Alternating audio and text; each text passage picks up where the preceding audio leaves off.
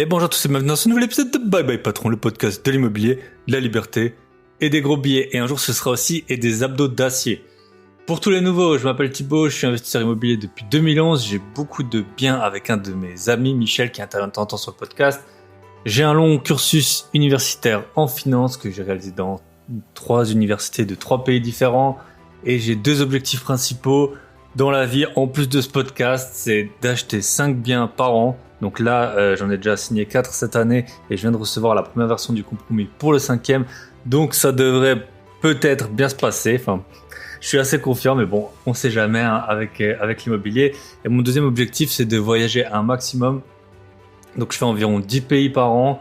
Là, depuis le début de l'année, je suis parti chaque mois et j'ai bien pour ambition que ça continue jusqu'en décembre. Voilà, donc ça c'est mes 2 objectifs, acheter 5 appartements, voyager un maximum. J'espère que vous avez apprécié l'épisode de la semaine dernière où je vous ai parlé d'un de mes 3 objectifs qui était de retrouver une shape d'enfer, d'être en méga forme. Mais ça, ce sera ponctuel, j'espère que ce sera que cette année et qu'après je serai en super bonne forme pour tout le reste de ma vie. Alors que les 5 nouveaux appartements par an, et ben ça, je compte bien ne pas m'arrêter tout de suite. J'ai écrit 2 livres, un livre sur comment négocier les biens immobiliers. J'ai fait économiser déjà des centaines de milliers d'euros juste sur base des retours que j'ai reçus. Et un autre livre sur comment débuter dans l'immobilier. Les 2 sont sur Amazon, vous tapez Bye Bye Patron ou alors vous avez tous les liens dans la description. Si vous voulez être accompagné dans vos investissements immobiliers avec Michel, mon associé, on a créé un club d'investisseurs qui s'appelle le Club Invest. Pareil, tous les liens dans la description, clubinvest.fr sinon. Et dans lequel on a une dizaine de membres qui réalisent leurs premiers investissements au singulier ou au pluriel. Donc que vous soyez tout débutant, que vous n'ayez jamais investi, ou je pense jusqu'à 1 ou 2 millions d'euros d'immobilier, on pourra vous aider. D'ailleurs, félicitations à Kevin qui a signé son premier bien cette semaine, donc je suis super fier de toi, bravo, tu t'es vraiment bien accroché. Et maintenant, je pense que tu as vraiment un bon bien sous la main. Et à Jeanne, elle est entrée, donc c'était notre première femme en plus, elle est entrée dans le Club Invest, je pense que ça va faire 3 semaines. Et elle a trouvé un bien à Paris à acheter, et notamment grâce à Michel qui a un contact d'un agent immobilier qui a pu lui dénicher ce bien. Donc félicitations à vous deux, Jeanne et Kevin, et puis à tous les autres membres qui sont actifs toute l'année. Alors forcément, quand on achète des biens, il y a des périodes un peu où on visite, et puis ensuite il y a des périodes plus calmes quand on cherche le financement. Alors elles sont plus stressantes peut-être, mais voilà, c'est des temps qui sont plus longs. Donc pour cet épisode, grande première, on a un couple, à savoir Sarah et David, connus sur les réseaux en tant que DS Investissement. Donc eux, ils nous avaient été recommandés par Claire. Donc je vous invite à écouter l'épisode avec Claire, mettre la loi de son côté pour éviter les impayés, donc qui était paru, je pense qu'il y a 3 semaines environ. Direction la Bretagne, plus particulièrement le Morbihan. Alors c'est vrai que je suis jamais allé dans cette région, donc j'ai bien pour projet d'y aller récemment. J'étais sur tous les continents, mais j'ai jamais été en Bretagne. Donc on va voir avec eux les intérêts d'avoir été livreur de pizza quand on est investisseur, comment ils s'organisent en tant que couple dans leur phase d'investissement et notamment de quelle façon ils gèrent les visites, les devis, le suivi de chantier. Comme toujours, une bonne dose de mindset et une bonne source de motivation. Vous allez voir, ils ont acheté vraiment pas mal de lots et assez rapidement. J'espère que vous avez apprécié. J'avais publié, alors c'est très rare, mais 2 épisodes la semaine dernière. Le premier, c'était donc sur mon défi à 5 000 € de perte de poids. Et le second, c'était avec Joanne de Mobimo, qui a une solution pour déléguer totalement l'ameublement d'un appartement, ce qui peut être très intéressant quand on fait du meublé, du LMNP, du LMP, même qu'on a des colocations. Voilà, je vous invite à les écouter si ce n'est pas fait et n'hésitez pas à revenir vers moi. Avant de démarrer, 2 dernières choses. Bah oui, j'ai toujours plein de choses à vous raconter. La première, c'est que j'ai créé, ça fait un bon mois, un canal Telegram. Donc Telegram, pour ceux qui ne connaissent pas, c'est un peu un équivalent de WhatsApp, mais qui préserve votre vie privée. En tout cas, jusqu'à preuve du contraire. On a 150 membres à l'heure actuelle. En fait, dans ce canal, j'ouvre un sujet et après, les 150 membres peuvent commenter. Donc, par exemple, la semaine dernière, j'ai présenté un de mes projets immobiliers, un de mes biens que je possède en fait. Et donc, j'ai donné tous les chiffres, combien je l'ai payé, combien je le loue, où est-ce qu'il se situe. Et on a d'autres membres qui ont commenté avec leur projet, avec tous les chiffres. Donc Damien, aka Fury Construction, qui est passé sur le podcast. Lara aussi qui est passée sur le podcast, un autre Damien, Guillaume et Joris, merci. Voilà, si vous voulez voir les projets des gens, en plus ils ont vraiment indiqué les lieux où ils avaient les biens, donc ça permet de se faire une bonne idée. Il y a eu des biens du Grand Est, c'est vrai que moi je connais j'en connais quand même quelques-uns des investisseurs du Grand Est. J'ai l'impression que sur les réseaux, etc., ils sont moins présents. Donc là, ça m'a fait super plaisir de voir qu'il y a des investisseurs du Grand Est parce que c'est aussi de cette région dont je suis originaire. Et le deuxième point que je voulais voir avec vous, ça, franchement, je fais une intro qui est assez courte. Je suis assez fier de moi. C'est en fait ce que j'adore que vous fassiez et vous avez vraiment bien joué le jeu. C'est quand vous écoutez un de mes podcasts, vous prenez une photo de l'endroit où vous êtes et ensuite vous me taguez en story. Alors, peu importe ce que vous êtes en train de faire. Donc là, cette semaine, il y en a par exemple, il y avait Imo Locatif Invest qui a partagé pendant qu'il faisait à manger. Fury Construction, donc Damien, voilà, pareil. Jennifer Duroy, IAD France, Anto Imo, Dad Investor, Technophile, BL Imo. Donc il y en a, ils faisaient du sport, il y en a, ils faisaient leur footing, comme Vince l'Audacieux, Libre Monsieur à la salle de sport. Et ça se voit que tu fais de la muscu. Hein. On a vu les photos à la piscine. Quand on voit des photos de gens torse nu, en général, c'est qu'ils sont baraqués. Hein.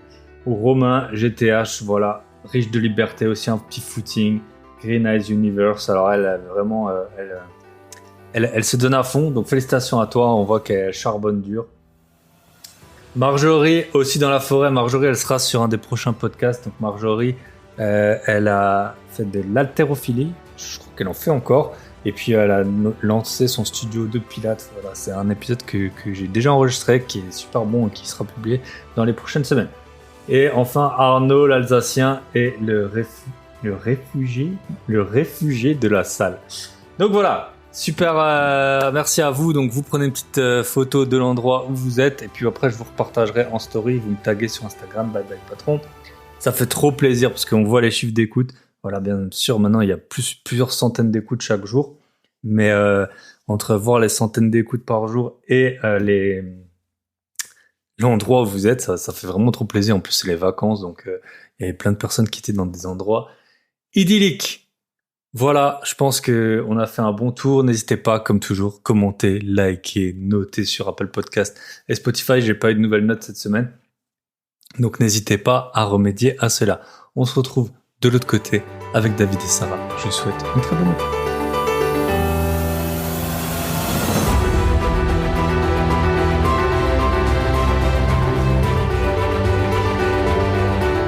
Et bonjour à tous et bienvenue dans ce nouvel épisode de Bye Bye Patron. Et aujourd'hui, on n'a pas un invité, mais deux invités. On a mis le cap sur l'ouest, donc on est avec David et Sarah. Salut, comment est-ce que ça va ce dimanche matin? Ouais, très bien, et toi? Ça va. On a dû sécher la messe, hein. On espère que ça ira quand même hein, pour pouvoir enregistrer le podcast. Voilà, et téléfoot, c'est au choix. Hein. Ça dépend quelle semaine vous avez passé. Soit vous n'avez pas fait assez de sport, soit vous avez... soit vous avez pêché. Bref, c'est vrai que parfois il faudrait aller à la messe quand on voit les offres qu'on envoie. J'ai un peu la vision divine, punaise. Non, mais ça se fait pas. C'est une vieille et tout. T'as pas le droit de négocier autant. Tu cherches du viager. Voilà, je cherche du viager. Tu sais, t'analyses un peu le profil. Ouais, elle boite et tout. Elle fera pas longtemps. Écoutez, si vous voulez vous présenter rapidement, donc c'est Claire qui nous avait à la fin du podcast avec Claire, j'avais demandé quel invité elle recommanderait et elle vous a nommé. Donc si vous pouviez vous présenter pour les personnes qui ne vous connaîtraient pas. Et c'était un peu mon cas. Enfin, on suivait de loin sur les réseaux et puis là maintenant, voilà, c'est chose faite. Ok, je commence. Vas-y, je t'en prie. Honneur aux dames. Hein. Donc, moi, c'est Sarah. J'ai 36 ans. Je suis maman de 2 enfants. D'ailleurs, on en parlait juste avant. Et je suis conseillère en immobilier, donc au sein d'un réseau depuis maintenant 2015. Donc, j'exerce essentiellement sur le Morbihan. Voilà. Et donc moi, David, 31 ans, je suis négociateur immobilier, donc au sein d'une étude notariale. Voilà, je vis avec Sarah depuis maintenant 5 ans, et puis je travaille dans le Morbihan également. Ok. Et donc pourquoi est-ce que j'ai tenu à vous inviter? C'est parce que vous êtes investisseur en couple et j'avais pas encore eu d'invité justement en couple. Alors bon, forcément il y a beaucoup d'investisseurs qui sont en couple. C'est toujours un peu la double face, hein. quand tu commences à gérer beaucoup d'appart, soit ta copine elle s'y met, soit en général ça se passe pas super bien. Donc, Ouais, bon, c'est ça. C'est ce que je voulais dire. Je pense qu'il peut être dans la même mouvance, quoi. Vraiment. ouais, c'est ça. Sinon c'est trop compliqué. C'est Ouais, vrai c'est que très dur et après. c'est important on en parlera un peu plus tard, mais oui, d'avoir des objectifs un peu communs et puis de partir peut-être du même point. S'il y en a un qui a beaucoup plus que l'autre, forcément ils vont peut-être pas. Ça va être dur de se mettre, je pense, sur la même longueur d'onde. Et j'ai vu que le podcast s'appelle Bye Bye Patron, donc souvent on est jeune, on est plein de bonnes intentions et d'illusions et on se dit qu'on va avoir un super boulot et qui nous remplira de bonheur. Puis les premiers boulots, ils sont souvent un peu moins fun que ça. Est-ce que vous pourriez nous raconter peut-être les jobs d'été ou vos premiers jobs que vous avez fait? Ouais, on va commencer par moi. Donc moi j'ai fait livreur de pizza pendant 1 an. Et après je suis devenu je suis monté en grade, je suis devenu pizzaiolo, chef livreur. Après ce qui m'a permis, c'est vrai qu'on échangeait avant le podcast, avant d'enregistrer, et c'est vrai que c'est ce qui m'a permis un petit peu de mieux connaître aussi la ville où on a pu investir. Des secteurs aussi, ça peut être intéressant, et je pense que tu parlais de ça tout à l'heure. C'est vrai que tu as certains investisseurs qui ont été livreurs au préalable, et à mon avis, pour connaître les bonnes adresses, là où il faut pas investir, là où il faut investir, ça peut être très formateur, très intéressant. Ouais. Donc, en plus, tu rentres dans les copros. Enfin, surtout à l'époque, maintenant avec les Uber Eats et tout, ils rentrent plus, mais à l'époque, tu rentrais dans les copros, parce que dans les souvent, tu vois des copros ouais. de l'intérieur et de l'extérieur, et c'est pas du tout pareil. Et puis tu vois un peu le les cages voisinage, d'escalier, enfin, voilà. la population et tout, ouais. Romain là dans les auditeurs, il avait aussi fait ça, et puis c'est vrai que ça peut être utile. Et moi, je cours, ça fait pas très longtemps, enfin, ça fait peut-être 4-5 ans que je cours. Et en fait, tu découvres plein de trucs en courant dans ta ville. Tu vas dans des coins où tu t'as pas l'habitude d'aller. Tu regardes, tu lèves la tête, tu vois les panneaux à vendre et tout. De temps en temps, je m'arrête, je fais une photo. Après, j'essaie de retrouver l'annonce sur le bon coin. Donc, c'est pas livreur de pizza, mais ça permet vraiment de découvrir des rues dans lesquelles t'as pas l'habitude d'aller, quoi. Donc, ouais, c'est clair. C'est un conseil que je peux vous donner. Et toi, du coup, ton job d'été? Moi, c'est rien de très fun. Hein. J'ai travaillé à l'usine, je devais avoir 18 ans, je pense. Donc, par contre, je faisais toutes les vacances. En vacances d'été, les vacances de la Toussaint, Noël, tout ça, je suis. Ça payait les études, hein, c'était bien. Les grandes études que j'ai faites, d'ailleurs. Et je travaillais dans une usine, en fait, on faisait de la fabrication de gâteaux. Donc, j'ai envie de dire, il y a pire quand même comme job, c'était pas désagréable. Ça nous poussait quand même à aller au boulot. Et on prenait un peu de poids de temps en temps pour manger. C'est marrant. J'avais aussi été dans une usine. Il faisait super chaud, moi, dans l'usine de gâteaux, là où je travaillais, je me souviens. Chaud, mais par contre, ça sentait plutôt bon. Et... Ouais, c'est certains jobs, ouais, c'est clair. Parce que moi, la boîte où j'avais fait, je travaillais l'été, ils faisaient aussi des flûtes au fromage, là, les trucs d'apéro, et ça puait à mort tout l'entrepôt, quoi. Ça sentait le fromage à fond. Donc ouais, selon la chaîne sur laquelle t'étais, c'était pas pareil. Top. Et donc si vous êtes ici, c'est pas pour parler gâteau mais plus pizza. C'est plutôt pour vous raconter un peu votre parcours d'investisseur. De ce on en a parlé il y a pas longtemps, vous avez investi assez vite et assez massivement. Comment ça vous est venu? Est-ce que vous êtes en couple depuis combien de temps? 5 ans. On s'est rencontrés en 2017.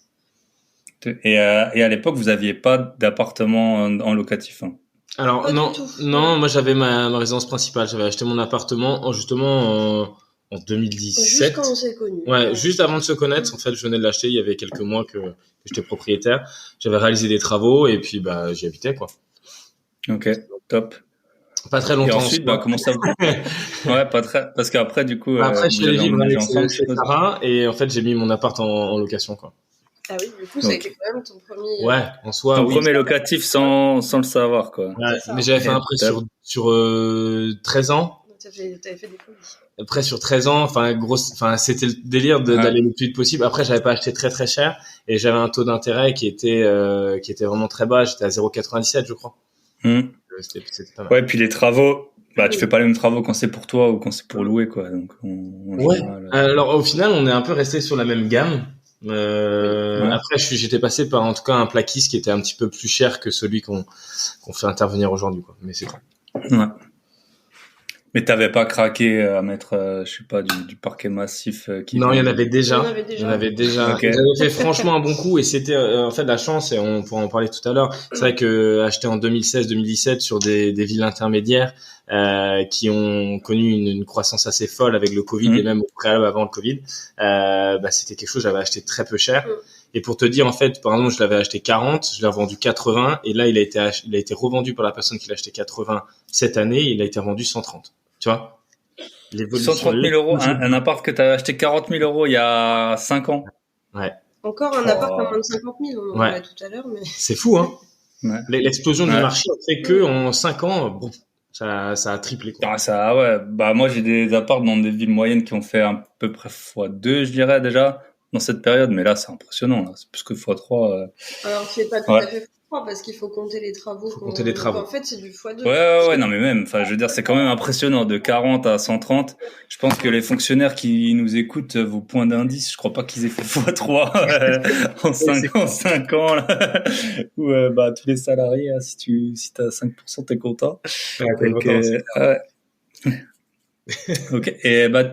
Et donc, le déclic de l'investissement locatif, comment il est arrivé? Le déclic, en fait, moi, toutes les semaines ou tous les 15 jours, en tout cas, je prends un café avec mes collègues.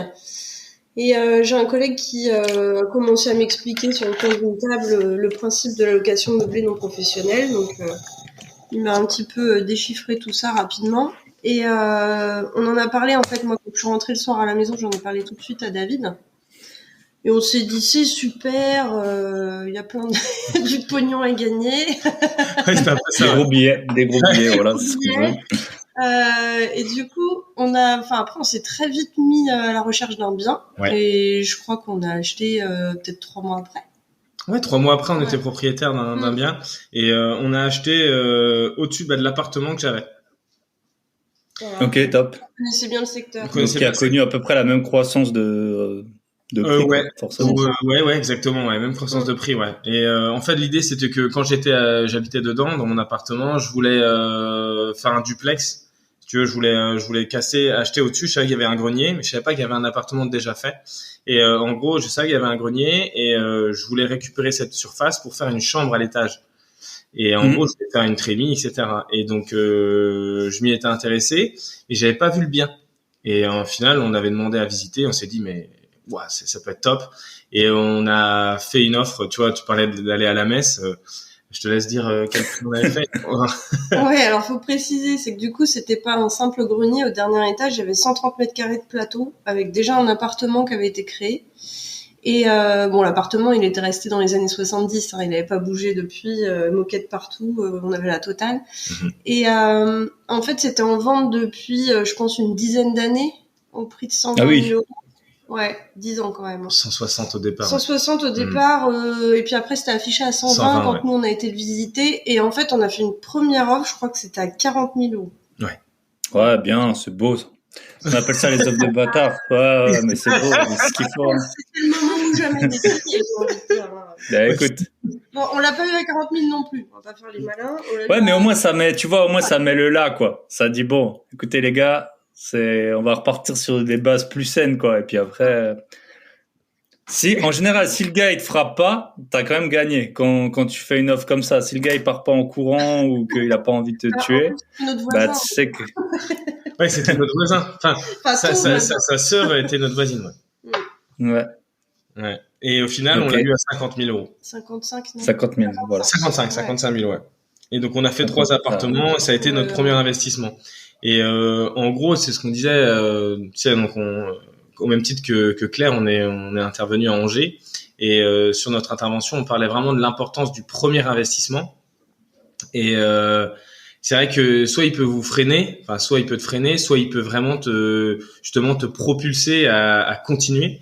Et ça a été en fait notre schéma. Il nous a mis un bon coup de boost. Il a mis un super coup de boost, quoi.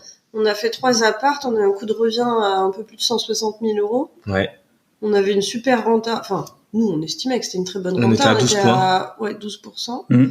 Donc, pour commencer, c'était plutôt pas mal et ça nous a donné confiance en nous aussi, quoi. Ouais, confiance en nous, confiance en l'investissement, confiance avec son interlocuteur bancaire. Le banquier. Voilà, donc ça crée une confiance. Et puis après, en plus de ça, donc ces 3 appartements-là, faut savoir qu'on les a revendus assez rapidement et on a fait l'équivalent en L'appart qui était déjà existant, on l'a revendu au bout d'1 an. Et Ouais. les 2 qu'on avait créés, en fait, on les a revendus au bout de 2 ans. Donc Mhm. 2 ans après l'achat. Mhm. Et oui, on a fait une plus-value de... 140 000 euros, je dirais. Je crois que c'est ça à peu près, en tout, en Je totalité. réfléchis. Ouais, En plus-value brute. Faudrait enlever les... Ouais, bah, c'est pas mal, hein. C'est pas mal. C'est plutôt pas mal, hein. Ouais. Et c'est là qu'on voit l'importance d'acheter au bon prix, parce que si vous aviez acheté à 160 000 le prix proposé à la base, bah en fait, Voilà, vous aurez rien gagné quoi sur le. Ouais, même sur peut-être perdu de l'argent, ouais. Hmm. Donc ouais, et c'est vrai que les premiers invests ils sont importants, et c'est pas là, tu vois. Enfin, je sais pas, peut-être que vous allez me dire l'inverse, mais moi j'ai pas fait des trop mauvais achats. Bon, les prix ils ont monté aussi, mais maintenant limite j'accepte des invests un peu, enfin en tout cas moins rentables, parce que moi j'essaie toujours d'en empiler. Mais vu qu'au début t'es super formé, t'es super focus, moi j'avais tout négocié mes premiers apparts, vraiment les frais bancaires. Par exemple, moi je négocie plus les frais bancaires, je veux juste avoir l'argent. Mais à l'époque j'avais vraiment tout négocié, j'avais fait des offres massacrées parce que je savais qu'il fallait pas me rater quoi. Et puis maintenant Ouais. je sais que moi j'essaye d'acheter 5 apparts par an, c'est mon objectif. Donc maintenant, je suis un peu plus, voilà, j'en ai revendu, donc j'ai un peu du cash de côté. Donc même si, voilà, c'est un peu, parce que c'est vrai que les premiers, c'est en centaines d'euros de cash flow qu'on raisonne. Puis après, bah, t'encaisses 140 000 euros de plus-value. Bon, bah, tu te dis si, enfin, l'important, voilà, c'est peut-être de faire un peu du volume, quoi. Mais c'est super important, mais c'est pas forcément les pires achats. En tout cas, moi que j'ai fait mes premiers achats. Il y en a un où je me suis raté, je le sais maintenant. Une copro, voilà, un peu compliqué, mais sinon, ouais, c'est avec l'expérience. Parfois, on fait des trucs mieux, parfois des trucs un peu moins bien, quoi. Ouais, parce qu'en fait, on a ce côté confort, et c'est un peu là où en fait on est un peu moins bon. C'est-à-dire qu'arriver à un certain niveau, et ben en fait, au final, tu as raison de dire, on veut que l'argent de la banque, et après derrière, des fois, on n'anticipe pas des choses alors on l'aurait fait au tout départ, parce que justement avec cette crainte de se rater. Et maintenant, vu qu'on a réussi dans nos premiers investissements, enfin réussi, en tout cas ça a été un retour assez positif, et ben en gros sur les prochains, on a tendance un petit peu à être un petit peu plus laxiste sur certains points. Ça c'est vrai. On sait éponger les erreurs surtout. Ouais, on sait exactement. On sait qu'on va pouvoir éponger les erreurs. Ça c'est pas mal. Ouais, c'est ça, exact. Et tu vois, bah, j'ai une anecdote à ce sujet avec mon associé une fois. C'était à Strasbourg. On nous propose en off un appartement de 25 mètres carrés. Et on le visite, et nous on a l'habitude de visiter des apparts. On regarde tout, on regarde la chaudière, le chauffe-eau, on teste tout, on regarde tous les PV d'AG, on regarde vraiment tout. J'appelle même des conciergeries, je voulais faire de la LCD et tout. On se met d'accord sur le prix, et en fait le gars qui nous l'avait proposé en off nous avait dit que l'appart il faisait 25 mètres carrés. Et nous on avait tout vérifié, ce qu'on vérifie tout le temps quoi. Et à la fin, je dis à mon pote, mais cet appart, il fait pas 25 mètres carrés, il est plus petit que ça et tout. Et en fait, c'était la base, quoi, la taille, surtout sur des surfaces comme ça, quoi. Et il me dit, ben non, il fait pas 25 mètres carrés. Je dis, mais putain, on fait nos calculs de renta, de revente et tout sur ça depuis avant. On avait fait des offres, le mec, il avait accepté et tout. Mais vu qu'on n'avait pas eu les diags, vu que c'était en off, on n'avait pas vu d'annonce et tout, quoi. C'était juste, je sais pas, on nous l'avait dit oralement. Ouais, l'appart, il doit faire 25 mètres carrés. Il en faisait peut-être que 21, tu vois. Donc, en fait, on était pas bon du tout dans le, et, tu vois, à force d'avoir fait quasiment une checklist, en fait, Ouais, tu regardes pas ce qu'il y a de plus important, enfin, plus important. Putain, le plus important, on l'avait pas regardé, quoi. Et, donc voilà, faut toujours essayer de rester aux aguets, hein, parce que là, en plus, on était deux, quoi. Ouais, voilà, c'est ça. C'est vrai que c'est mais ça. quand t'es deux, le risque, ouais. En fait, quand t'es deux, soit il y en a un qui va voir. Quand t'es deux, soit il y en a un qui va voir, soit tu vas penser que l'autre, tu vois, il va checker, et en fait, personne check, quoi. C'est un peu ça notamment les diags et tout. Moi, pardon? Ouais, non, je dis ce qui est bien, c'est que t'as quand même toujours quelqu'un à accuser, même quand c'est toi qui as fait les... Ah ouais, tu peux toujours te blâmer l'autre. C'est vrai qu'en fait, tu as raison de dire que au final, quand on est deux, c'est vrai qu'on aurait tendance à checker, comment dire, tu penses que l'autre a checké et en fait, au final, aucun ne l'a fait.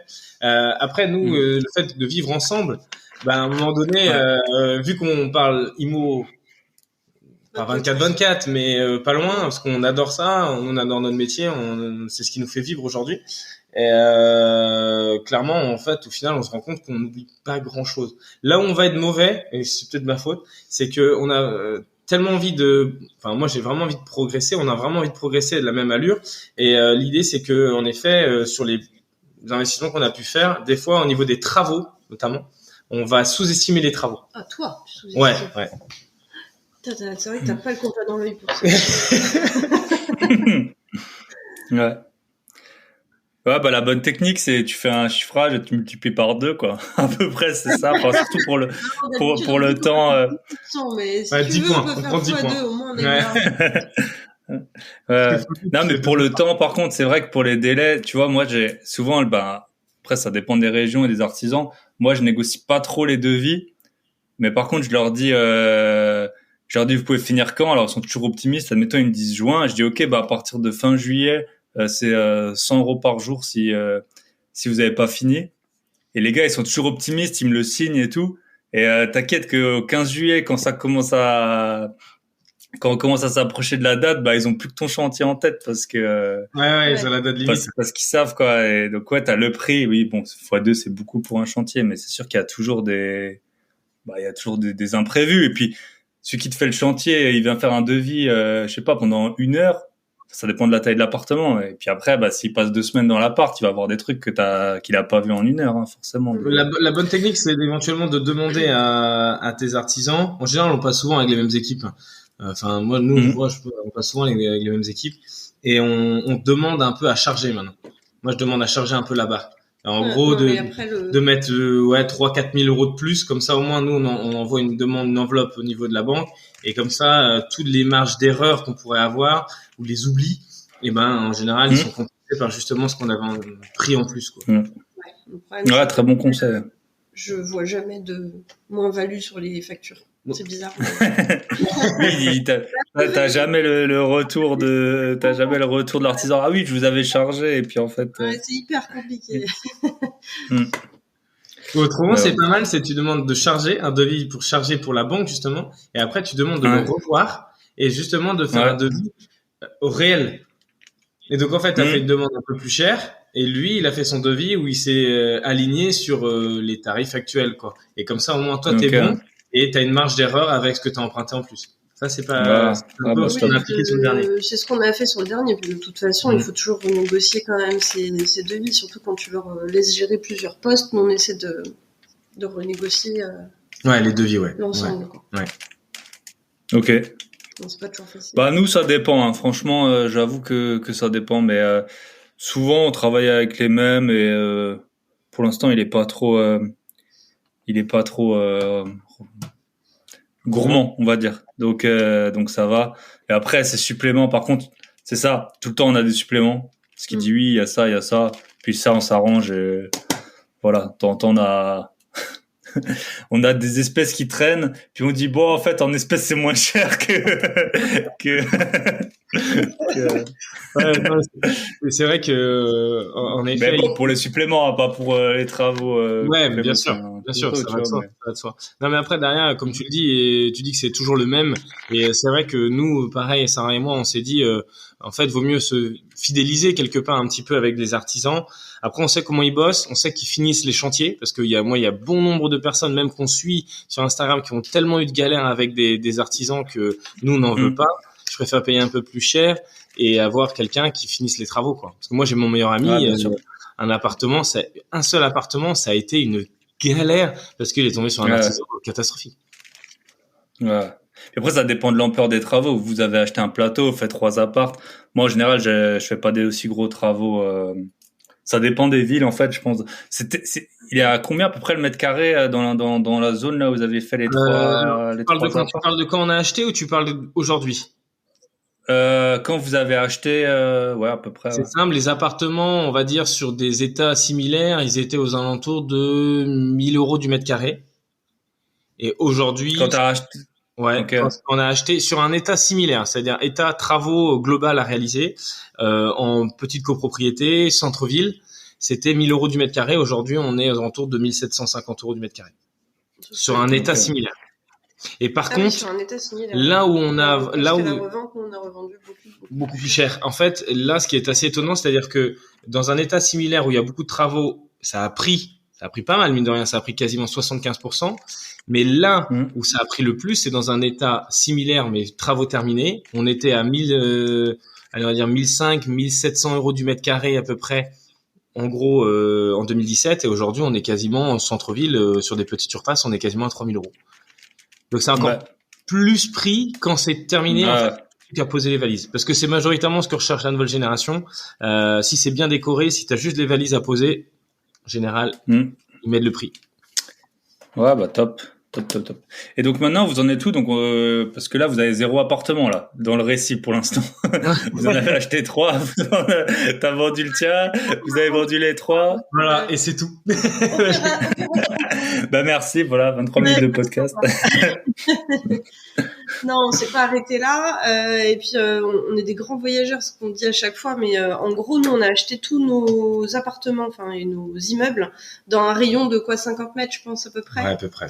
Donc en fait, ce qu'on a fait juste après le plateau de 3 appartes, on a acheté l'immeuble d'en face. Enfin, c'était pas un immeuble, c'était une maison de ville parce que nous, on est très division, ça t'as dû le comprendre. Donc du coup, on a acheté un immeuble et on a créé 4 appartements. On a fait 2 T2 et 2 T3 qui étaient exploités donc en meublé.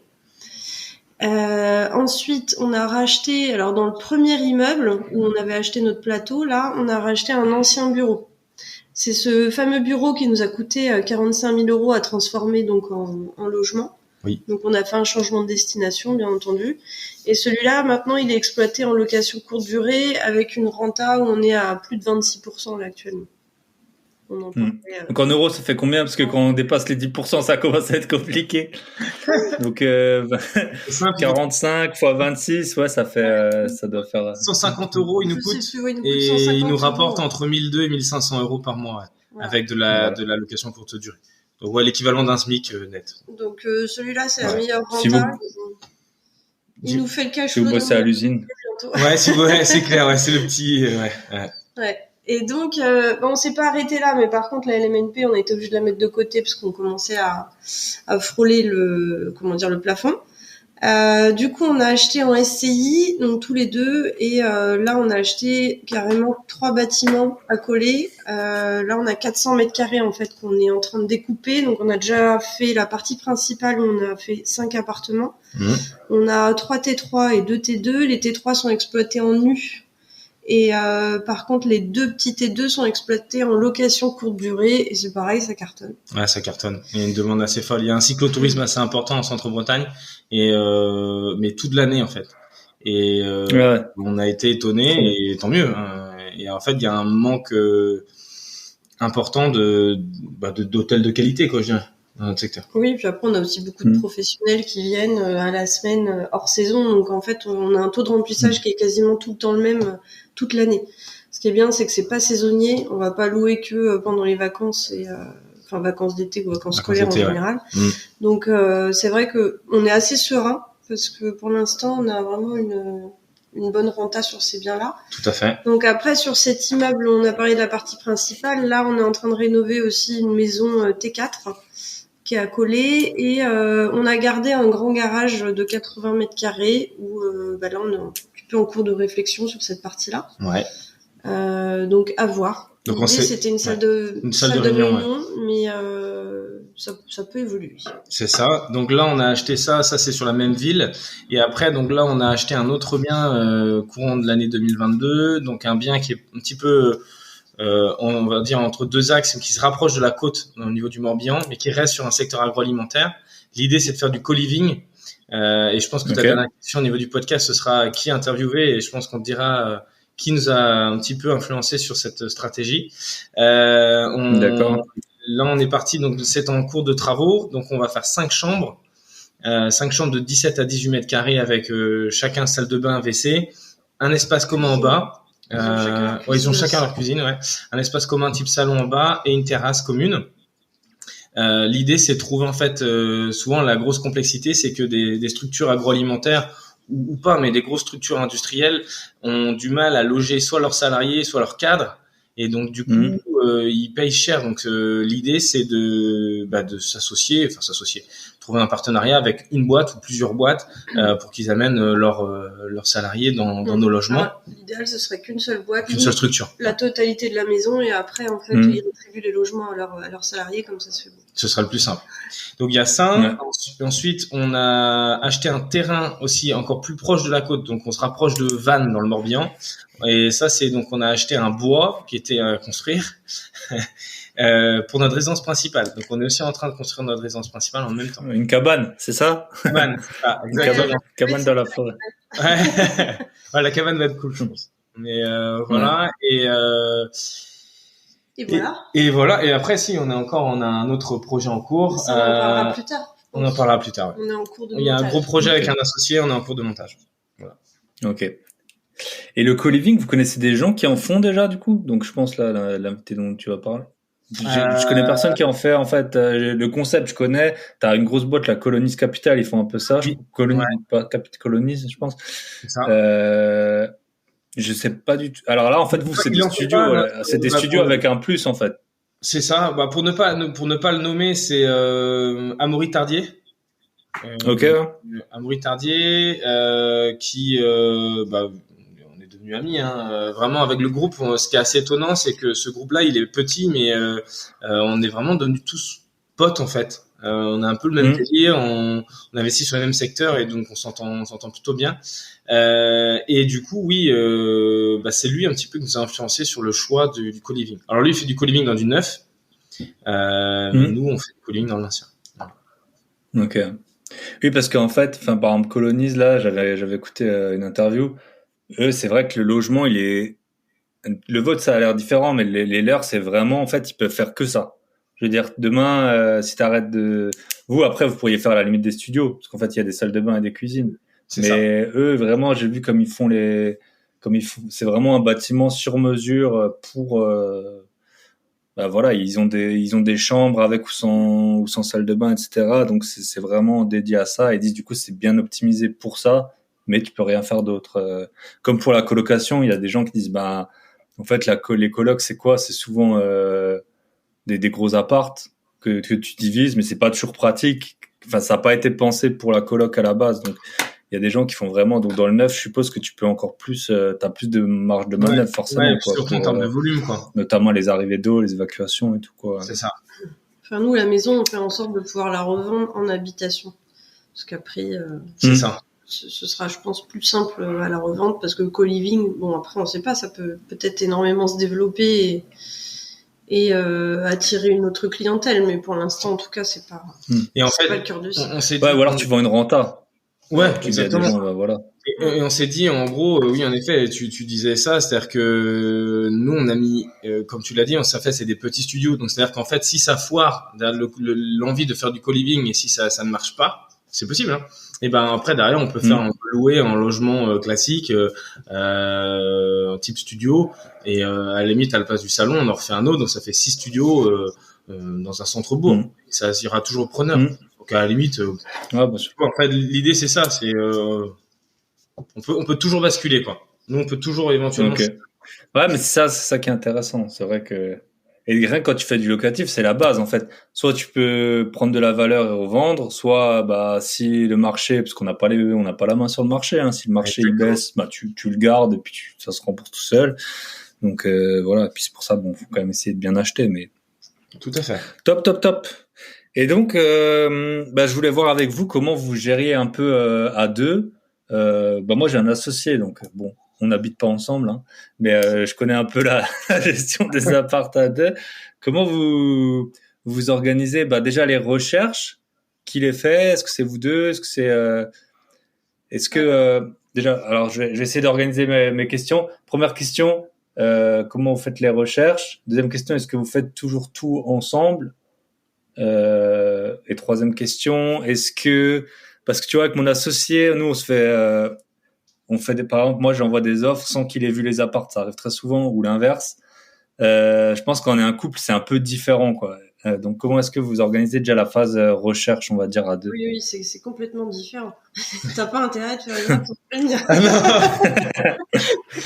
Non, pas du tout. Après, la recherche, c'est surtout David. Ça, il est vraiment toujours un petit peu à l'affût. Et puis, comme il connaît mieux que moi, en tout cas, le secteur sur lequel on investit, je pense que c'est plus aussi sa place de faire Ouais, ça. puis j'aime bien ça, ouais. Puis t'aimes bien ça. Après, des fois, il faut aussi que je le freine, hein, parce que là, clairement, on a dit qu'on avait assez de boulot pour cette année, mais ça ne l'empêche pas de m'envoyer régulièrement des annonces en me disant Je suis toujours là-dessus, ouais, c'est vrai. Je vois genre le genre de discussion. Ouais, on va au resto ce soir et après, boum, non, là, c'est avec le bon coin, on réponse. Il pousse au crime tout le temps. Donc, bref, ça, c'était... mais bon, pour la partie recherche, on va dire, ouais, c'est plus David qui est à l'affût des annonces. Après, on visite toujours ensemble. C'est vraiment très rare qu'on n'ait pas l'occasion de visiter ensemble. Ouais, on n'a jamais... Enfin, il y en a un qui peut visiter en amont. Et si, admettons, ça le fait, sur le grand immeuble, j'avais visité en premier. Je t'avais dit, il faut pas le louper. T'es venu très vite. Et on a... Sur le dernier immeuble? Sur celui où on a fait les 5 appartements. Ben non, parce que l'on a envoyé l'offre avant de le visiter. Ouais, oui, alors, c'est vrai. Ah oui, là c'est un contre-exemple, mais c'est vrai qu'en général on fait la visite, fait la visite ensemble. Là pour le coup, s'il y avait que moi qui a visité. Alors on fait toujours les visites ensemble. Après, on sait tout de suite si ça match ou pas. Hein. Ça, en général, on est sur la même longueur d'onde là-dessus, il y a pas de souci. Après, toi, t'es souvent plus optimiste que moi sur la partie travaux, justement. Ouais, peut-être trop, ouais. Moi, j'ai tendance à dire, bon, bah là, c'est sûr, il y en a pour 300 000 de travaux. Si on achète tant, tac, il y a tel renta. Je dis non, c'est pas la peine, on n'y va pas. Moi, je suis assez tranchée sur le sujet. David, il va essayer de trouver des solutions, des fois, pour me pousser à l'achat. Mais voilà, après, malheureusement, on est tous pareils, c'est les chiffres qui comptent. Oui. Voilà. Et puis avec l'augmentation des travaux en plus de ça, c'est vrai que ça. Ouais, moi je préfère être ultra prudente là-dessus. C'est vrai que je suis plutôt sur la réserve. Mais voilà, en tout cas sur la partie recherche et visite et achat, on fait toujours tout ensemble. Les offres, en général, toi tu me proposes un prix, moi j'en enlève 20%. Ouais, c'est ça. Sarah fait les offres. Sarah est beaucoup plus agressive que moi sur les offres. Et tant mieux, hein, moi tant mieux. Mais en gros, je laisse faire. Ouais. Et puis on voit s'il y a un retour. Souvent il y a un retour, hein, même si nos offres sont des fois un peu basses, quoi. Après, ça nous est arrivé aussi de louper des affaires qui, après, avec un peu de recul, on trouve qu'on avait vraiment été ridicule de vouloir négocier autant alors que c'était déjà de très bonnes affaires. C'est clair. Bon, après, des fois, il faut être un petit peu aussi cohérent, j'ai envie de dire, parce que faire des offres au ras des pâquerettes, c'est bien, mais là, le marché, il s'est tellement tendu que c'était un coup aussi à perdre des biens, quoi. Ah, exactement. Donc, voilà, je pense qu'il faut bien réfléchir les choses, bien calculer, et il faut pas non plus faire des offres dans le vent, quoi. Tout à fait. Après, moi, je sais que mes offres, elles sont un peu basses, mais en général, c'est cohérent avec le prix du marché. Et si c'est vendu plus cher, bah tant pis, après, il faut pas regretter. Ouais, exact. Ouais, c'est ça. Ouais, ta deuxième question, c'était première question, c'était qui fait les recherches. Donc c'est principalement toi. Après, vous visitez à deux. Vous faites les offres à deux. Donc je pense que là, on a fait le tour. Pour lever de la dette, ça a été simple. Parce que là, vous avez quand même pas mal de... Au début, très facile, ouais, parce qu'on était sur un marché bancaire qui était beaucoup plus souple que depuis le début de l'année. D'ailleurs, sur ma dernière story, j'ai posé la question. C'est vrai que j'ai eu pas mal de retours pour savoir si l'octroi de crédit était plus simple dans le second semestre de cette année, mais clairement, le retour a été plutôt non. C'est la même chose qu'au début d'année. Nous, on le voit bien pour nos clients de toute façon. Donc, oui, on le voit. La question était vite répondue. Hein. C'est exactement où ça va en ce moment et nos clients ont du mal à obtenir des crédits. Ouais, c'est complexe en ce moment. C'est que ça s'est bien durci. Mais c'est vrai qu'on n'a pas eu trop de mal à lever la dette. On a un partenaire bancaire depuis toujours. Alors il faut savoir qu'on avait un projet aussi en Normandie, pas loin du cimetière américain. On voulait acheter une grange et faire de la LCD. On avait trouvé. On a fait une offre qui est passée. On a signé un compromis de vente et on a eu 5 refus bancaires.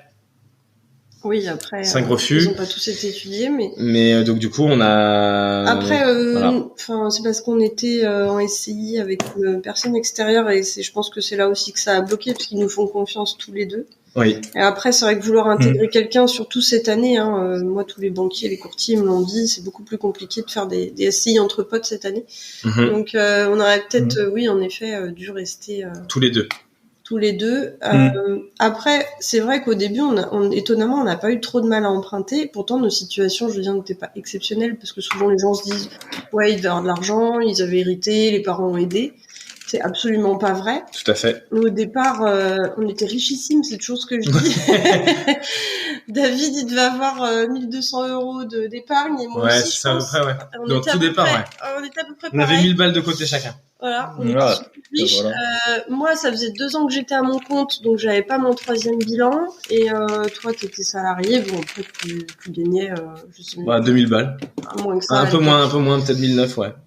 Donc, rien de foufou, et c'est vrai qu'on a quand même réussi à bien enchaîner dès le départ. Ouais. Donc, ouais, c'est vrai que ça a bien marché. Et c'est pour ça que je reviens sur l'importance du premier investissement. C'est clair. Tu te foires sur le premier, c'est plus complexe après. Ah bah surtout quand t'as 1200 € de côté, voilà, et puis un salaire pas de sécurité là.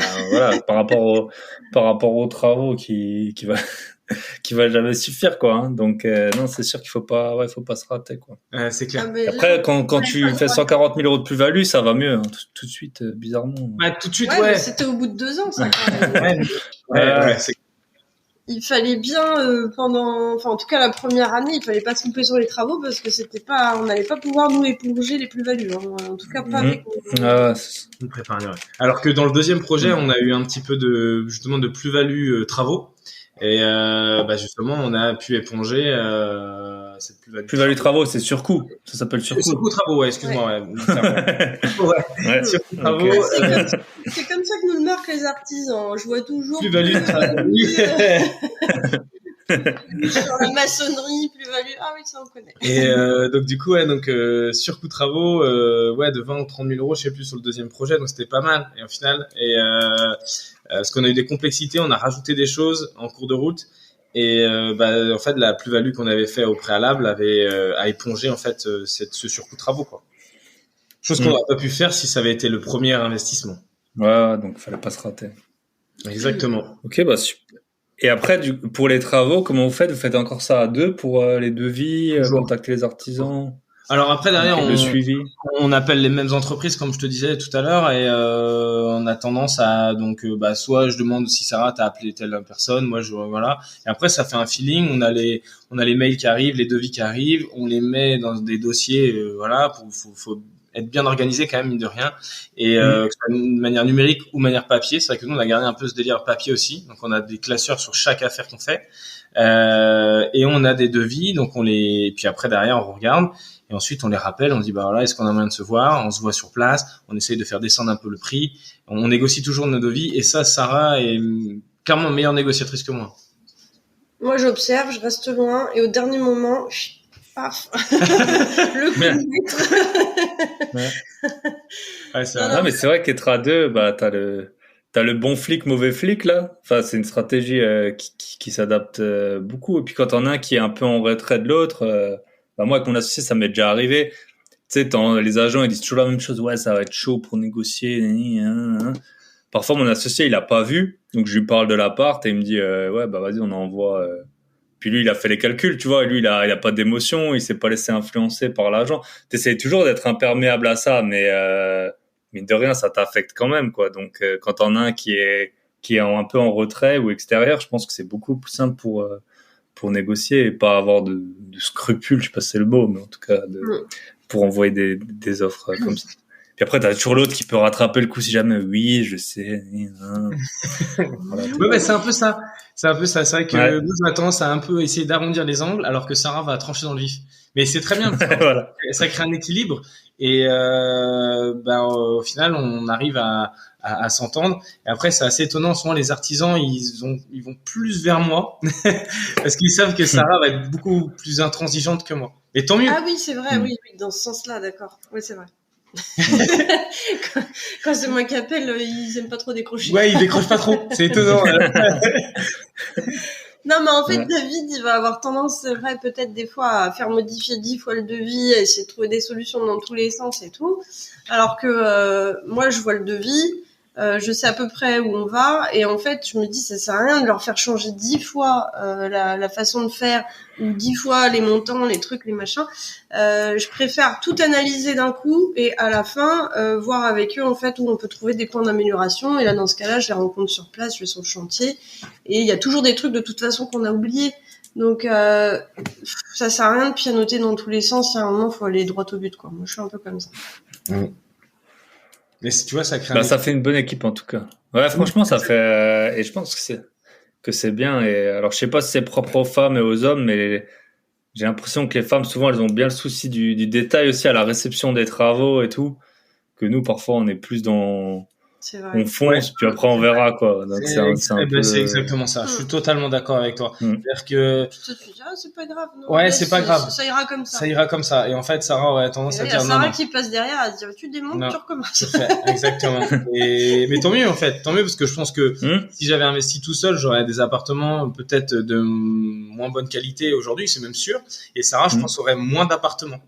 Tu vois, c'est-à-dire que, au final, moi, je suis dans cette volonté d'aller un peu vite et d'enchaîner assez rapidement, alors que Sarah va avoir tendance un peu à temporiser, ce qui est une bonne chose aussi. Et après, à l'inverse, moi, j'ai tendance à ne pas trop regarder les détails, les finitions, etc., alors que Sarah, oui. Donc, tu vois, je pense, moi, j'aurais peut-être plus d'appartements, mais de moins bonne qualité, et Sarah aurait moins d'appartements, mais de peut-être plus haute encore qualité. Enfin, c'est un peu compliqué quand même, ça. Enfin, sans jeter des fleurs, c'est pas mal. C'est toujours possible. C'est toujours possible. Ah, bah, top. Et alors, je sais pas si vous voulez en parler, mais je sais plus si on a parlé en on ou en off. Sarah, toi, t'as 2 enfants. Oui. Est-ce que je suppose que, alors bon, moi j'ai pas d'enfants, donc ça doit créer un peu des complexités, non, dans les investissements, les endettements et tout ça, ou pas spécialement? Alors, dans les assurances, par exemple. Bah, pour l'instant, on l'a pas vu. Après, pour les assurances, il y a aussi mon âge qui joue, forcément. Me regarde pas comme ça, je te vois. Je paye toujours plus cher que lui, c'est pas normal. Ouais, c'est vrai qu'il a payé. C'est ouais. Et même beaucoup plus cher. Pour très peu d'années de plus. Ouais, pour 4 ans. C'est pas énorme, tu vois. Ouais. Et en fait, passer 35 ans, c'est ça, je crois. Hein. Passer 35 ans, c'est un truc de fou comment ils sont. Tu doubles quasiment ton coût d'assurance.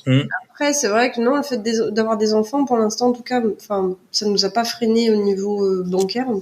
Enfin, je l'ai pas ressenti comme ça. Après, là où ça peut freiner, c'est peut-être dans le timing, en fait, dans le temps, parce que c'est vrai que clairement, il faut vraiment bien gérer ses journées.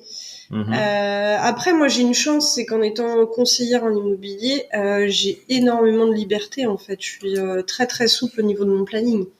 Donc, je m'organise en me disant, les enfants de telle heure à telle heure, ils sont à l'école. Ensuite, moi, j'essaie quand même au maximum de les récupérer à la sortie de l'école à 4h30, même s'il faut retourner au boulot derrière. Toute la partie paperasse et tout ça, je peux la faire à la maison. Donc, ce qui fait qu'elles sont pas délaissées, on va dire, parce que ça, c'est hyper important quand même. Faut pas mettre ses enfants de côté. Parce que l'investissement, c'est bien, c'est sur ce que je dis, mais faut pas ni mettre son couple ni sa famille non plus trop de. Ah, bien sûr. C'est hyper énergivore et chronophage. Et chronophage. Donc voilà, faut quand même savoir prendre du temps pour soi et pour sa famille. Et c'est vrai que les filles, elles ont tendance on arrive quand même à trouver l'équilibre. Hein. Ouais, tout à fait. Elles viennent de temps en temps avec nous sur les chantiers. Quand on fait la déco, elles viennent avec nous. Elles s'intéressent. Donc c'est plutôt cool, quoi. Bon, des fois après ça les saoule assez vite quand on va. C'est les enfants. Là-bas. Donc voilà. Donc après derrière, on essaie de gérer les timings et puis que tout le monde soit content et passer un bon week-end, quoi. Et c'est vrai que ça rajoute une difficulté, c'est sûr. Oui, après on va pas se cacher, c'est que c'est quand même un peu de sacrifice ce qu'on fait. Ah oui, tout à fait. Par certains côtés, c'est que on peut voir les potes qui partent 3 semaines en vacances, c'est cool. Pour l'instant, nous on l'a pas fait en 3 ans. On prend une semaine, mais au bout d'une semaine, on sait qu'il faut revenir et puis on a aussi envie, je pense, de revenir. Parce qu'on a envie de se relancer dans le boulot, dans les investissements. On va vite s'ennuyer, quoi. Après, nous, on est comme ça. Hein. Après, nous, on est un peu des acharnés. Ouais, après, c'est des personnalités aussi. Hein. Je veux dire, c'est ça. Moi, je suis hyper active. Ouais. Donc, du coup, c'est compliqué à gérer. Non, mais c'est vrai que gérer des enfants, oui, voilà, oui, bah, ceux qui ont des enfants le sauront au quotidien. Bah, déjà, c'est du boulot mine de rien. Et bah, vous rajoutez en plus de ça nos vies professionnelles et en plus de ça nos investissements. Parce qu'aujourd'hui, moi, je quitte mon travail normalement là dans quelques mois. Bon. Tu vois, on vit pas encore totalement nos investissements, quoi. On pourrait, hein. Ah, parce qu'en fait, c'est trop tôt. C'est pas que vous avez pas assez de biens là, mais c'est un peu trop tôt, quoi. C'est même pas ça, c'est que je sais pas pour l'instant si on en a vraiment. Puis après, faut voir ce que tu as envie de faire aussi, quoi. Ouais. Non, on a envie en fait que nos investissements nous amènent de la liquidité, une épargne assez conséquente, à la fois avec bien sûr les loyers qu'on aura touchés et une plus-value latente. Et après derrière nous de vivre avec nos boulots en fait. C'est un peu ça. L'idée c'est ça. Pour l'instant. Parce qu'on aime ce qu'on fait aussi. Parce qu'on aime ce qu'on fait. Voilà. Ok. Et du coup, pourquoi tu quittes ton boulot ? Bah, je quitte mon boulot parce que je veux avoir plus de temps. C'est-à-dire qu'au final, aujourd'hui, moi, j'ai un boulot qui me prend beaucoup de temps. J'ai un volume de biens qui est assez conséquent en termes de portefeuille. C'est chronophage, c'est super intéressant de bosser en études notariales. Pour en avoir justement parlé avec Claire et tout, qui est juriste, on apprend beaucoup de choses. Ouais, elle est huissier, c'est ça. Ouais, mais elle est juriste. Voilà, elle a des études de juriste en tout cas. Je te souffle. Voilà. Mais par contre, en termes de temps, c'est un truc de fou, quoi. C'est ultra chronophage. Donc, bien sûr. Clairement, t'es salarié. Donc, je suis salarié. C'est 9h, 19h30. T'es au boulot, t'en bouges pas. C'est vrai que moi, j'ai cette souplesse de me dire, bon, bah là, je peux prendre une demi-journée, je gère les devis, enfin, les rendez-vous artisans, y a pas de problème. Que toi, c'est vrai que t'es obligé de te tenir à ça, donc du coup, t'es obligé de soit le faire entre midi et 2 ou entre 2 rendez-vous, enfin, c'est pas facile, quoi. C'est ça. Donc, c'est le même schéma. En fait, je pars pour rejoindre le groupe de ça. Ouais. Ok. Bah, top. J'ai des dernières questions. Je sais pas si vous vouliez rajouter un point. Non, tu avais posé une troisième question, je crois, tout à l'heure. Gestion des travaux, ça on avait fait. Ouais. Et après, la mise en loc, tiens, on peut en parler. La mise en loc, c'est vous qui gérez ça ? Ouais. Oui, on gère tout, ouais. Après, c'est votre métier aussi. Hein. Enfin, je sais pas si vous faites du... Non, on fait pas de location, non. Dans vos métiers, vous faites pas de location. Que de la vente. J'ai fait au tout début de mon activité. Moi, j'avais fait, au sein d'une agence immobilière, avant d'arriver en études, j'avais fait de la loc, mais c'est pas un truc qui me fait vibrer, quoi. Ah bah, je peux bien, je peux comprendre. Voilà. Vous avez un petit conseil ? Est-ce que vous avez un petit conseil de choix de candidat ? Eh ben, en fait, nous, c'est énormément au feeling. Et après, là, c'est vrai que c'est compliqué de donner des critères. Bien sûr, on fait toujours une présélection, j'ai envie de dire, avant d'effectuer les visites. Moi, j'ai une technique, mais je peux pas la dire. Mais je te la donnerai en off. Non, mais il n'y a pas de technique. Il n'y a pas de technique. Lui taper dessus et attendre combien de temps ça ce qu'il pleure, voilà. Je te donnerai en off parce que, enfin, c'est vrai elle est pas perspicace. Après, c'était pas le terme, mais après, je pense que nous, on a besoin de rencontrer, c'est vrai, les personnes, et souvent, on prend des gens qui n'ont pas forcément des super situations, mais il faut que ça matche, en fait. Ouais, faut que ça matche. Ouais. Tout à fait. Tout à fait. Là, tu vois, on a eu un T3 qui s'est libéré. On a fait des visites hier. On a eu 3 visites et on sait qui on va prendre. Ok. Il y a un feeling. Est-ce que petite question, parce qu'en fait, ça m'est arrivé hier aussi. En fait, hier ça m'arrive jamais quasiment, mais hier, mon associé, il a fait visiter un bien et il y a des gens qui ont demandé une contre-visite pour de la loc. Moi, ça m'arrive quasiment jamais. Et la seule fois où ça m'est arrivé, c'est des locataires que j'ai, c'est un peu des casse-pieds, quoi. Est-ce que ça vous arrive souvent, les contre-visites de loc, et est-ce que vous avez... Non, parce que en fait, en plus, le marché, il est tellement tendu que j'ai envie de dire, ils sont même à nous dire qu'ils veulent l'appart tout de suite. Ouais, tout de suite, ouais. Hier, avant de le voir, visite, dans les 5 minutes, ils nous avaient déjà renvoyé un message en disant j'espère que l'appartement est pour nous, on a eu le coup de cœur.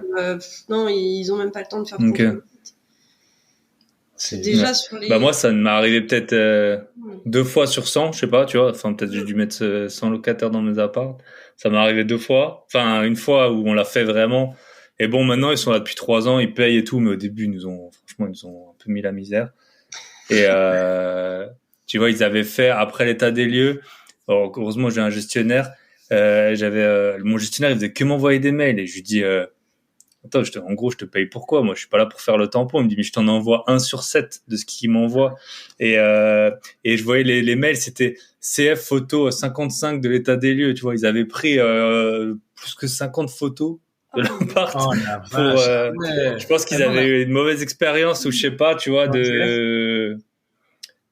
précédente. Bon, maintenant, ils sont là, ils payent. Il y a un truc qu'on fera plus, par contre, c'est une coloc, une coloc de jeunes mecs.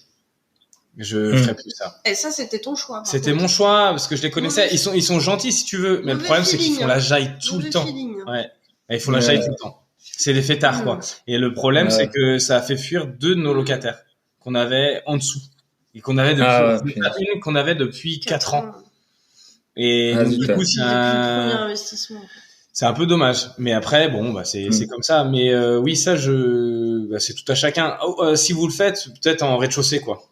Si vous avez un appartement en rez-chaussée, pas en étage. Une maison individuelle. Ou une maison individuelle. À la limite, coloc de mecs et tout. Parce qu'en général, ils payent, il y a pas de souci. L'appartement qu'ils nous ont rendu, il était pas sale. Il y a eu juste une chaise de cassée, donc c'est pas la folie non plus. Mais une plaque de cuisson, ouais. Et mais par contre, c'était la jaille tous les samedis, quoi. Vendredi, samedi, c'était la teuf, quoi. C'est comme ça. Ouais, bah c'est toujours c'est sûr que t'as. On a des a priori. Du coup. Les jeunes. Pardon? Non, je dis forcément, à force d'avoir des locataires, même si nous, franchement, on a de la chance, on n'a pas eu de gros soucis. Hein. Ils sont tous hyper respectueux, très gentils, ils payent et tout, il n'y a pas de problème. Mais il y a quand même certains profils, du coup, après, sur lesquels tu vas te méfier parce que tu as eu des mauvaises expériences. Après, malheureusement, ils sont pas tous comme ça. Mais forcément, ce type de profil, tu vas avoir tendance à les éliminer d'office, quoi. Ah, direct, ouais. Ah, non, c'est sûr. Mais t'en as, tu vois, moi, une fois, j'ai un gars, il est venu, franchement, ça passait assez bien. Mais ça se voyait que c'était un gars un peu, encore ado, tu vois. Enfin, je sais pas, il était pas super propre sur lui, il avait des chaussures avec un peu de la terre et tout. En gros, ça s'était bien passé, il avait un boulot et tout. Je me suis dit, bah, vas-y, je vais lui donner l'appart. Et puis, en fait, pour la Visale, il a mis 10 ans à avoir les papiers et tout. Enfin, tu vois, en fait, c'est le fait qu'il présentait pas propre sur lui et tout, c'était souvent en fait bah c'est un tout quoi. Et c'est les docs bah ils les ont pas, ils savent pas quand, ils savent pas même si tu vois, il avait l'air très il était poli, il avait un boulot, enfin c'était sur le papier souvent c'est un bon candidat quoi. Ouais. Après c'est ça et tu vois tu as des gens après c'est pas tous mais au chômage, il y en a et c'est qu'en fait ils ont pas les codes de la société, tu vois. C'est juste que peut-être qu'ils ont.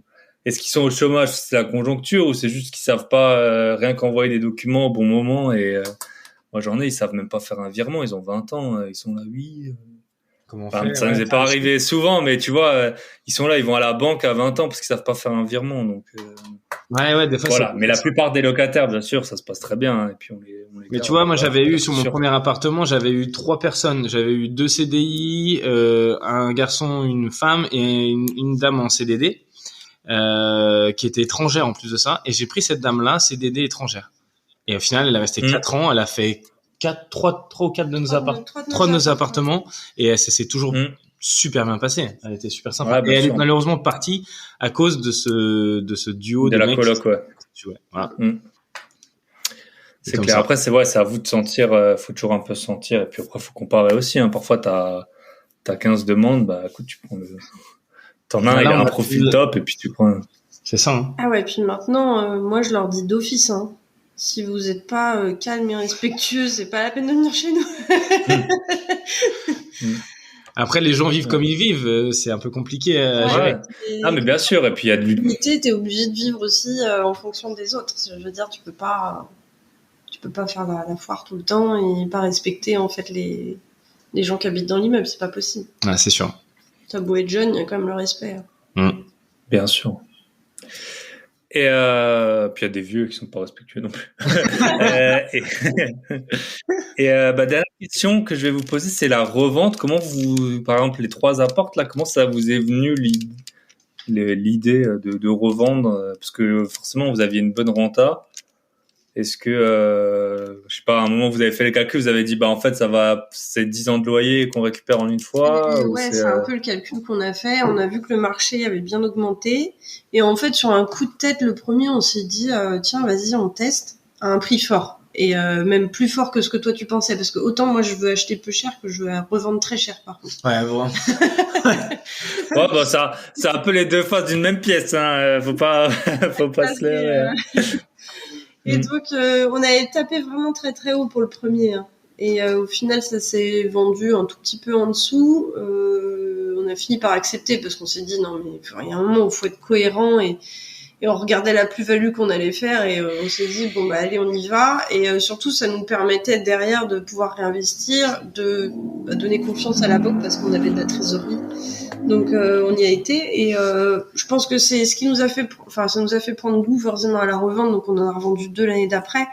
Mais c'est aussi que le premier investissement c'était dans une copropriété et nous on en avait un petit peu marre de la copro. On s'est rendu compte qu'acheter des immeubles et faire de la découpe c'était beaucoup plus simple pour nous. En monopropriété on n'avait pas les problèmes de la copro à gérer. Et c'est aussi ça qui nous a fait revendre plus vite. On en avait marre en fait de devoir se battre pour faire des menus travaux dans les parties communes. Donc c'était plus simple de revendre cela en premier. Ok, top. Ça on a vu. L'invité, Amaury Tardy, en plus je lui avais déjà parlé. On s'est retrouvé complètement par hasard sur un groupe WhatsApp. Okay. En fait, c'était assez drôle. Je peux raconter vite fait l'anecdote. Il y a un gars qui est assez connu, Théophile Hélier, sur les réseaux. Je sais pas si vous le connaissez. Et en fait, il avait donc après c'était il voulait pour ses formations avoir des coachs. Et moi, je m'étais dit que j'aimerais bien rentrer un peu dans le process pour voir un peu comment il recrute ses coachs, combien il les paye, qu'est-ce qu'il leur demande de faire et tout. Parce que nous, au tout début, en fait, nous, on a un petit groupe de personnes qu'on coach, justement. Donc, je m'étais dit, ouais, voir un pied dedans, un peu faire de l'espionnage industriel, si on peut dire ça. Et un jour, il y a eu un groupe, donc il fallait, je sais plus, avoir au moins 5 ou 10 appartements, je sais plus exactement les critères. Et d'un coup, je suis ajouté à un groupe WhatsApp. Et en fait, j'avais 60 mecs d'investisseurs IMO, quoi, qui avaient répondu à cet appel d'offres. Et je pense qu'il est toujours actif. Et puis à un moment, j'ai dit tout le monde a commencé à se présenter, tu vois, dans le groupe. Je sais pas s'il en a retenu, je sais pas ce qui est arrivé avec ça, mais c'est un peu la poule aux œufs d'or, ce groupe. À mon avis, sur les 60, je sais pas, tu dois avoir au moins 50 millions d'immobilier accessible en 2 phrases, quoi, tu vois. Et il y avait ce Amaury dedans, donc qui s'était présenté. Après, je sais plus, je lui avais parlé rapidement. Et on avait parlé qu'il intervienne sur le podcast, mais ça fait déjà plusieurs mois. C'est vrai que j'ai une liste d'invités, souvent un peu à rallonge, mais je vais le contacter du coup. Donc j'ai une dernière question pour vous. C'est quand est-ce que vous avez eu le plus peur pour vos finances, si ça arrivait à un moment? Quand est-ce que l'argent, ça vous a un peu effrayé? Ou le manque d'argent plutôt? Depuis qu'on investit, tu veux dire? Ouais. Peu importe.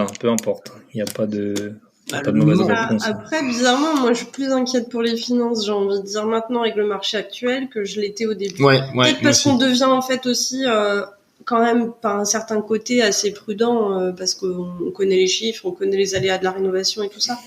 Donc je pense que c'est maintenant qu'il faut être plus prudent en fait sur ses investissements et bien maîtriser ses coûts parce qu'avec l'augmentation qu'il y a eu, les difficultés d'emprunt et tout ça, on sait forcément que le cash flow ou la renta entre guillemets va être moindre.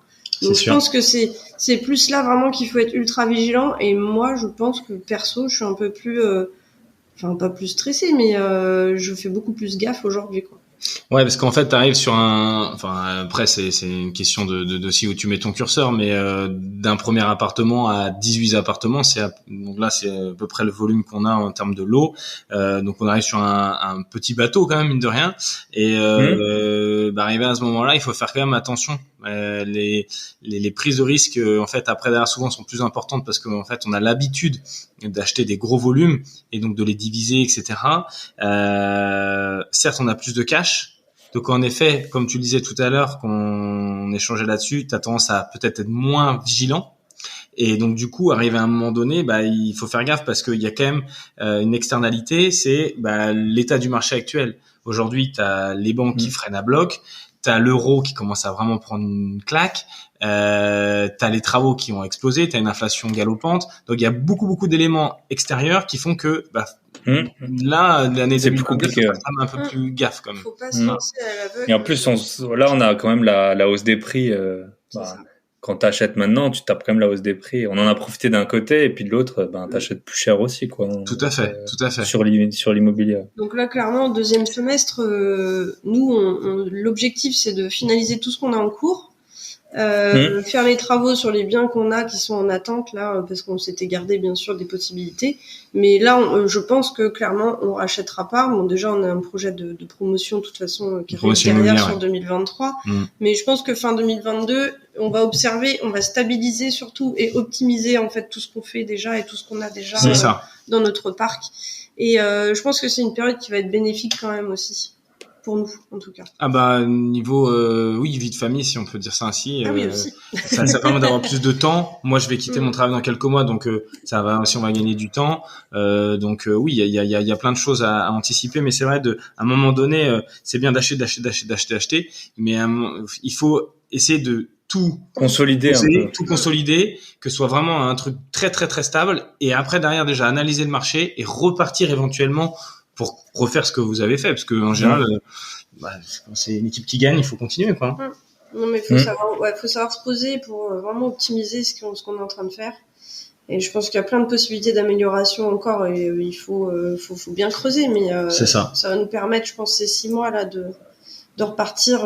Enfin, c'est pas qu'on est sur de mauvaises bases, mais de repartir sur quelque chose d'encore plus serein. Et en plus de ça, c'est la banque nous l'a demandé, hein. En fait, en gros, comme on disait, le projet de Normandie, ils ont donné 2 raisons. C'est qu'au final, ils voulaient qu'on finisse tout ce qu'on avait engagé. Et la deuxième chose, c'est que c'était en extérieur de leur juridiction, si tu veux. On a été en Bretagne. On est en Bretagne et on a fait des demandes de prêt pour une autre région. Et là, ça avait tendance à tiquer, quoi. Et aussi le fait qu'ils voulaient absolument, notre banquier voulait absolument qu'on stabilise tout ce qu'on était en train de faire en termes de travaux et avoir un retour sur les investissements de 3 à 6 mois pour voir un petit peu ce qui rentre, ce qui sort, etc. Oui, clairement, tous les éléments 2022, là, finalement, je veux dire, c'est un mal pour un bien, parce que je pense que c'était la bonne période pour nous, pour faire on va dire un petit break, même si c'en est pas un, parce que là on a 3 projets en cours, construction, rénovation et promotion, donc on ment un peu en disant ça, mais pour nous c'est presque un break, parce que finalement on va pas signer de compromis. On ne rachète pas, quoi. On rachète pas. Et on va rénover les biens qu'on a achetés début d'année. Exactement. Mais pour nous en fait ça va être bénéfique. Ok, top. Écoutez, j'étais super ravi de vous avoir, et puis j'espère qu'on se verra un jour à un événement IMO, hein. Je pense que ça arrivera. Merci à toi pour l'invitation. Je vous souhaite tout le meilleur, hein, dans votre vie de couple, d'investisseur, de promoteur, et tout ça. Toutes les facettes. Toutes les facettes. Je vous souhaite une très bonne journée, et puis à très bientôt alors. Hein. À très bientôt. Salut, ciao. Bye bye.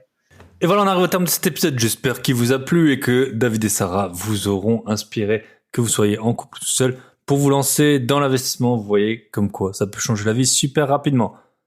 Comme toujours, pensez à liker, partager, commenter et à me prendre une petite photo de l'endroit où vous étiez pendant l'écoute de ce podcast et à me la partager en story.